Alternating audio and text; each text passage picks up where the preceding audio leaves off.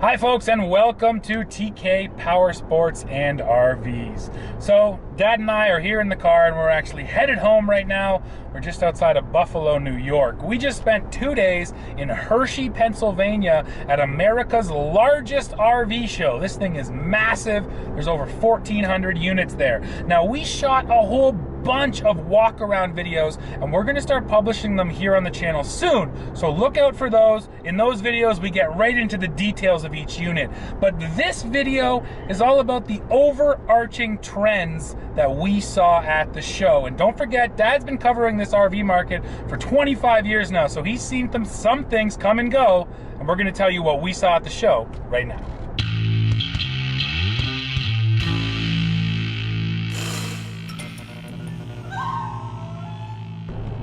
So for those who don't know, the Hershey RV show is 5 days, always in the week after Labor Day. And it's my first time at this show, and I got to tell you, it was impressive, certainly the amount of people, but they really handle the parking, and I mean, we're talking tens of thousands of people.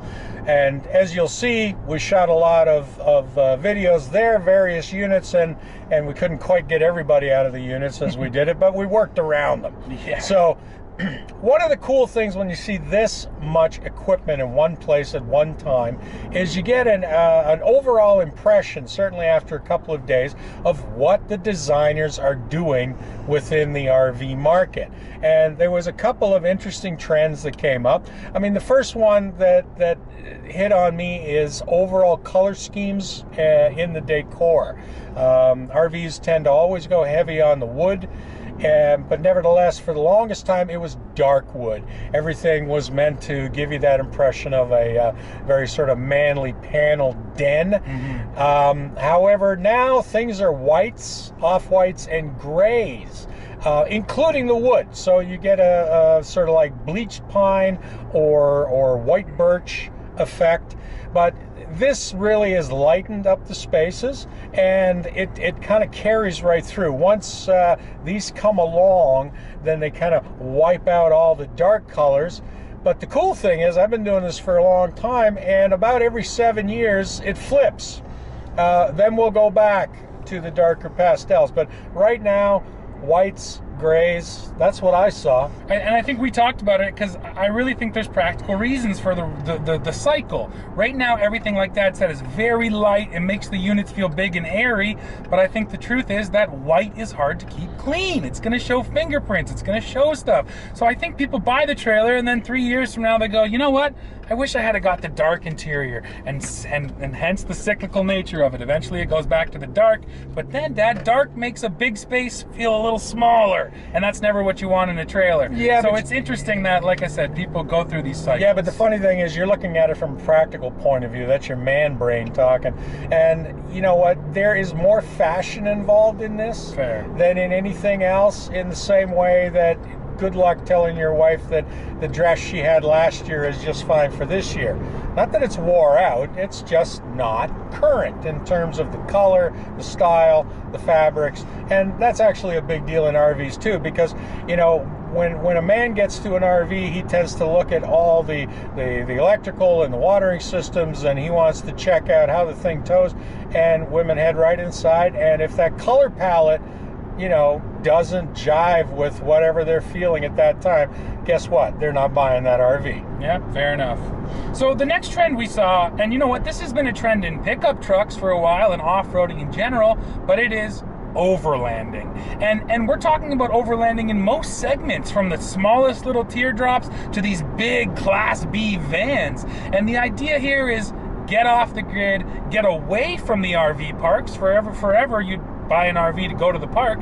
Now you buy the RV to get the heck away from people. I think some of this is COVID related, but even before COVID, the whole overlanding trend was kind of taking off. So what did you think of some of those little off-road trailers that we saw? Well, they're really, really cool. And actually, one of the reasons that they're coming up is because we do have younger people coming into RVing, and they're more of the adventure crowd. You know, they're the ones who want to go surfing in Maui and go climb a mountain and take their bike and go down Kilimanjaro or whatever else. So their idea of RVing is to go off into a wilderness location, get away from people, establish their little base camp, and then go out and do whatever their particular, outdoor thing is. So, but you got to be able to get those vehicles to those locations. So hence this is where, because you can always put a decal package on something, or decal package, sorry, and call it an off-road trailer. But we're actually seeing swing arm suspension, independent suspension on these. We're seeing, Goodyear Wranglers, full-size tires, things that will actually give you, 20 inches of clearance so that you can get to where you're going. So it's like the market is now putting its money where its mouth is. In addition to which, within the Class B segment, which is basically the van conversions or the motorized vans, they've said, well, wait a second now, Mercedes builds a four-wheel drive Sprinter, and Ford also offers all-wheel drive, in its Transit. So hell, let's start calling these things off-road vans, and we saw quite a few of those. Yeah, we really did, and I think what you said earlier is really important too. Every single thing we saw that's overland ready, whether it be a Class B or a trailer, they're all ready to bring your stuff. They all have a rack on the roof for the kayaks, or you can put your bikes inside. They have D-rings in the floors, because again, it's not just about you anymore. You got to make sure you can bring that outdoor stuff with you. So that's also what I noticed. So the other part of this is, as Steve said, if you're into this sort of off-road overlanding thing, you've got stuff. You got your mountain bikes, got your kayaks, just to name two. You need access for that. Up until now, guys are always hanging their stuff off of the units outside. That has advantages, but it mostly disadvantages. So now what I'm seeing is these really big access doors. We're talking like 4 by 5 foot access doors, which can be opened up so that you can load your stuff in. Now it's actually in the living space. However, when you get to where you're going, you're going to unload anyway. But it used to be, you're trying to get your stuff through the man door was a pain in the ass. So now we got big access doors, not only on the motorized stuff, but also on the trailers. And frankly, I saw a really cool one where the door flipped up, so it not only opened up the entire back of the trailer, but it acted as another awning at the rear of the trailer. And again, easy access in and out, but it also created a secondary living area. So the designers are never asleep. They're always trying to come up with whatever they think will resonate with the buyers, and that goes right through a whole age category, because then we can also talk about the stuff that's appealing to the retirees. Yeah, there's definitely, obviously, a lot of that as well. And so getting away from the overland thing into the next big trend that we saw is, and I would say it's a little bit more on the upscale, expensive units, is the idea that you want your guests who are staying with you, whether they're your kids or your parents or just your friends, you want them to have their own space. You don't want them to just be jammed into the main living area, sleeping on the couch or on the convertible table. And we saw a number of units that either had a half bath in addition to the full bathroom, or even one unit that had 2 separate suites, right? So you could absolutely stay apart from each other. And that sort of felt like a trend. It's, a lot of RVers have invited their friends along and decided that I like having them, but I want them to have their own space away from me, right? Yeah, and it's interesting too, because the rep from that particular company, he did call it a 2-suite trailer, which I think that's pretty well describes it the best.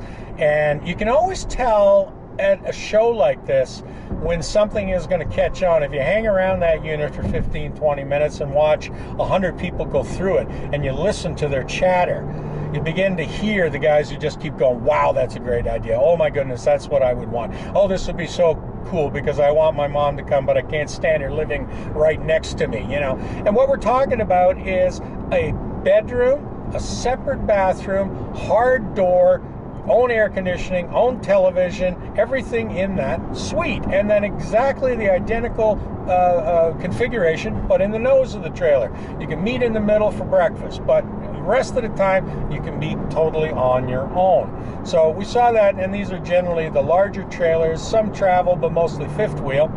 But I think that is definitely a concept that is going to catch on. Of course, this also feeds into the idea of, people want their comforts and they want their privacies. The thing that I always kind of laugh at is that a lot of these smaller off-roady wilderness trailers now have showers, and they all have air conditioning. Oh, yeah. You know, some of these are like the teardrop trailers that are basically you crawl into it to sleep. There's nothing else inside of it, but it's got an air conditioner, and in a lot of cases they've got like a floor pan where you can bring up a shower curtain that hangs from rings in the ceiling. So, you know, people want to rough it, but they don't want to rough it. We're seeing more and more of that. Sure, and I think, you know, just to draw a comparison to trucks, I think it's just less compromised than ever. Today you can get a truck that goes off-road and tows well. Well, in the same way you can get your off-road trailer that still takes care of you when you're out in the bush, because you don't want to compromise. You don't want to have to sleep on the floor. You bought a trailer and you want to enjoy it, right? Well, and to that end, I mean, any travel trailer has a bathroom, but they used to be in proportion. It was weird. Like if you bought like a 20-foot trailer, a very small trailer, which back in the day I would have considered a couple's trailer or someone with maybe one child, the bathroom was tiny. You literally had to go outside to change your mind. It was that small. And the shower stalls were so small that you had to hold your arms down beside yourself to turn around. Now, the bathroom takes up like a third of the floor space within these trailers. In other words, people are like, you know what, I don't care if I don't have a lot of room at my dinette or sitting on my couch, but damn it, I want a big bathroom. And showers with real tiles, right? Real fixtures that you'd have in your home. They don't look like quote-unquote RV showers anymore. They look like the shower out of your bathroom. No, and they're big showers, right? So this is something too which is driving that. And then, you know, one more step up, as Steve mentioned, you get into the larger units, half bath, half bath, half bath. And the idea with that is you got kids, you got other people, mom says, do not use my bathroom. Yeah. There's the other bathroom, that's your bathroom, don't go in the back, that's where my stuff is, and it's my private space. I get it, sure. Why shouldn't we recreate on the road what we got at home? Yep, and that's definitely what they're working towards. So yeah, I think that's most of the kind of overarching trends that we saw. The only other thing I'll say is that if we can judge the market based on how many people were there looking at units, the RV market is fine. Now, we definitely heard from a few manufacturers that the supply chain issues are still affecting them. They'd like to be building a few more than they are, but man, you know, there was just so many people there actually spending real money. This market just seems to be growing and growing, and I think that's a good thing. More people want to get out and explore. Yeah, I think it's really one of those things, you know, this is one of the positives that has come out of COVID, is particularly from the condo people. The condo people who says, no, I'm a city person, I got my 500 square foot condo, I go to the club, I go to the restaurants, we go to music venues, and then suddenly they were stuck in 500 feet and there was nothing to do and nowhere to go, and they looked around desperately and they said, well, how the hell can we get out and actually do something safely? Well, RVing, there's your answer. So a whole generation who probably never considered an RV before 2020 is now going, you know what, this is actually pretty fun. Yeah. And they're sticking with it. Yeah, absolutely. Well, folks, I think that's it for this one. Now, like I mentioned, we shot over 20 walk-arounds, so we're going to start publishing those here on this channel. They're going to really go in-depth on all the different units we saw. For now, though, that's it for this. So now, of course, I want to hear from you. Do you have a trailer? Have you noticed any of these trends? Please let us know. Leave us a comment. And then, as always, while you're down below, don't forget to hit like, hit subscribe, hit join to become a member of our new channel, and then come back here to TK Power Sports and RVs to see what we're talking about next. See you guys. Bye, everybody.